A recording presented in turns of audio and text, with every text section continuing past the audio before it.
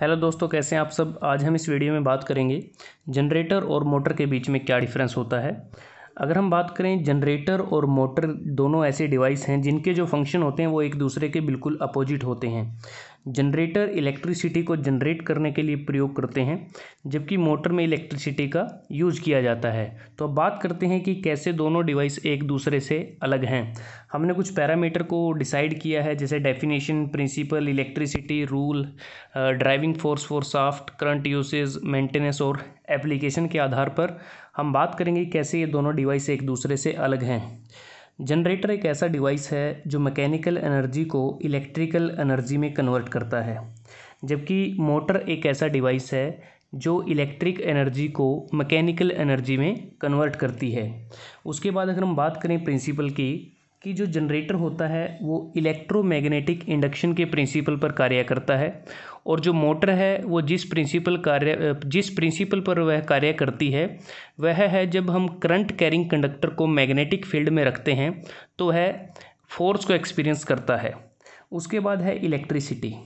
Generator electricity को generate करता है और जो मोटर है वह मैकेनिकल पावर को जनरेट करती है, बल्कि इलेक्ट्रिसिटी का प्रयोग करके। उसके बाद है रूल, कि जो जनरेटर है वो फ्लेमिंग के राइट हैंड रूल का प्रयोग करते हैं, मतलब कि इंड्यूस्ड करंट की डायरेक्शन को जानने के लिए। जो मोटर है वो फ्लेमिंग के लेफ़्ट हैंड रूल का प्रयोग करते हैं, जो फोर्स प्रोड्यूस होगा उसकी डायरेक्शन को जानने के लिए। ड्राइविंग फोर्स फॉर शाफ्ट, जो जनरेटर की जो शाफ्ट होती है उसे रोटर के साथ अटैच किया जाता है और इससे मैकेनिकल पावर से ड्राइव करते हैं। जो मोटर है इसमें जो मोटर शाफ्ट को उस मैकेनिकल फोर्स की मदद से ड्राइव करते हैं जो आर्मेचर और फील्ड के बीच प्रोड्यूस होता है। अगर हम बात करें करंट यूसेज की, जो जनरेटर है, जनरेटर में करंट आर्मेचर वाइंडिंग में प्रोड्यूस होता है। आर्मेचर रोटर पर भी हो सकता है या फिर स्टेटर पर, जबकि मोटर के केस में करंट को आर्मेचर वाइंडिंग में सप्लाई किया जाता है, और जो आर्मेचर है वो रोटर पर भी हो सकता है या फिर स्टेटर पर। अगर मेंटेनेंस कॉस्ट की हम बात करें, कि जो जनरेटर के केस में मेंटेनेंस ज़्यादा होती है मोटर के कंपैरिजन में, और मोटर की जो मेंटेनेंस होती है वो जनरेटर की तुलना में कम होती है। उसके बाद अगर हम बात करें कि इसकी एप्लीकेशन कहाँ है, जनरेटर का कहाँ हम यूज़ करते हैं, मोटर का कहाँ पर यूज़ किया जाता है।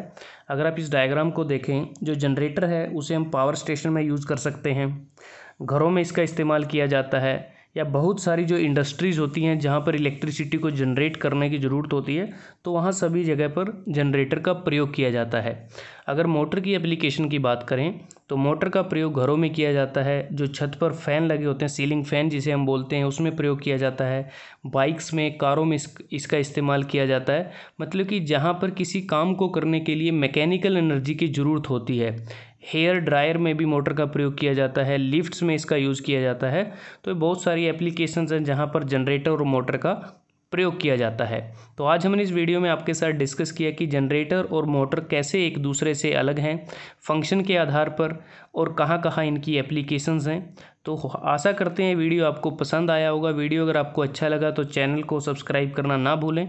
जल्दी हाजिर होते हैं एक नए वीडियो के साथ, तब तक के लिए धन्यवाद। आपका दिन शुभ रहे।